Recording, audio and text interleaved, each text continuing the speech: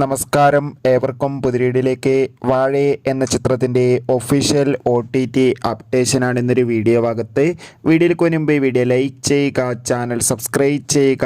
ഈ വരുന്ന സെപ്റ്റംബർ മാസം OTT റിലീസ് ചെയ്ത ചിത്രങ്ങളും ഒക്ടോബർ മാസം ഇനി അങ്ങോട്ട് OTT റിലീസ് ചെയ്യാൻ പോകുന്ന ചിത്രങ്ങളുടെ വീഡിയോ നമ്മുടെ ചാനൽ ഭാഗം പരിശോധിച്ചാൽ നിങ്ങൾക്ക് കാണാൻ വേണ്ടി സാധിക്കുന്നതായിരിക്കും. നിഖില വിമല പ്രധാന വേഷത്തിലെത്തിയ തമിഴ് ചിത്രമായിരുന്നു വാഴ. ചിത്രത്തിന് മികച്ചൊരു പോസിറ്റീവ് റെസ്പോൺസും മികച്ചൊരു വിജയം തന്നെ സ്വന്തമാക്കാൻ വേണ്ടി സാധിച്ചിട്ടുണ്ടായിരുന്നു.